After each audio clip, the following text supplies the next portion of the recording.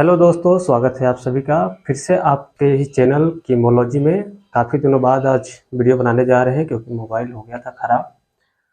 चलिए आज हम केमिस्ट्री से एक नए टॉपिक से शुरू करने जा रहे हैं कि जो भी बेसिक कंसेप्ट हैं उनको पहले हम क्लियर करेंगे, उसके बाद एक एक चैप्टर को हम देखेंगे। तो छोटे छोटे टॉपिक्स में हम इसको देखेंगे, आप लोग इसको सीरियल वाइज देखते रहिएगा। हमने यहाँ पर एक एक लेक्चर के लिए नोट्स के तौर पे हमने यहाँ डिनोट कर रखा है, इसको आप लोग चेक करते रहिए और इसके अकॉर्डिंग आप देखते रहिए। चलिए शुरू करते हैं। मोल एक बेसिक कंसेप्ट है केमिस्ट्री का, इसको आना चाहिए ही चाहिए, क्योंकि अगर ये नहीं आता है तो केमिस्ट्री में जो फिजिकल केमिस्ट्री है वो बहुत दिक्कत करती है। जब भी न्यूमेरिकल हम लगाते हैं तो उसमें बहुत दिक्कत होता है, तो इसके लिए हमें आना ही चाहिए। और साथ में प्रैक्टिकल भी जो केमिस्ट्री में होते हैं उसके लिए भी ये ज़रूरी है। तो मोल्स क्या होता है इस पे हम आज बात करेंगे। मोल क्या है?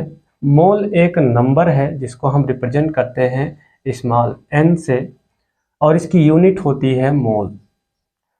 मोल का यूनिट मोल ही होता है, ठीक। जैसा कि मैंने कहा कि मोल क्या है, एक नंबर है, तो ये नंबर होता है इक्वल टू किसके, 6.022 इंटू 10⁻23 पार्टिकल्स के। कहीं पर आपको ये भी मिल सकता है 6.023 इंटू 10⁻23।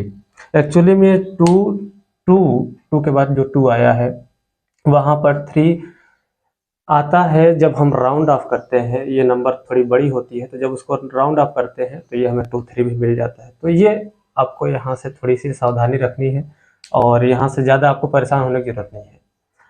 तो मोल इक्वल होता है किसके, 0.22 इंटू 10⁻23 पार्टिकल्स के। इतने उसमें पार्टिकल्स हो सकते हैं, ठीक।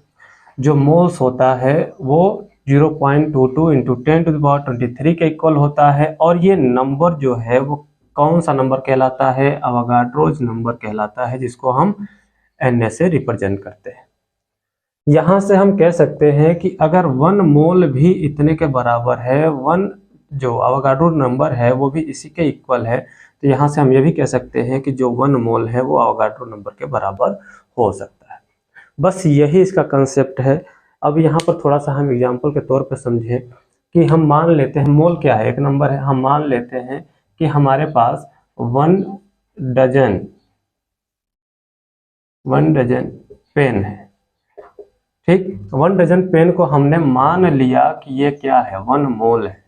तो 1 मोल में कितने पार्टिकल्स हो जाएंगे? 1 मोल्स में हो जाएंगे, 1 डजन में आपको पता है 12 होता है, तो 1 डजन में 12 पेन हो जाएंगे। अब मतलब 1 मोल में टोटल कितने पेन हो जाएंगे? 12 पेन हो जाएंगे। ये मान लेते हैं, ऐसा कोई ज़रूरी नहीं है। बस आपको याद रखना है कि मोल क्या है, एक नंबर है, ठीक है। तो आज बस ये मोल का कंसेप्ट रहा। अब इसके बाद जो हम आपको बताने वाले हैं वो न्यूमेरिकल्स हैं। अब इसके बेसिस पे हम न्यूमेरिकल्स देखेंगे, इसके फार्मूलाज देखेंगे, थोड़ा थोड़ा करते करते ये सारी चीज़ें हम देखेंगे।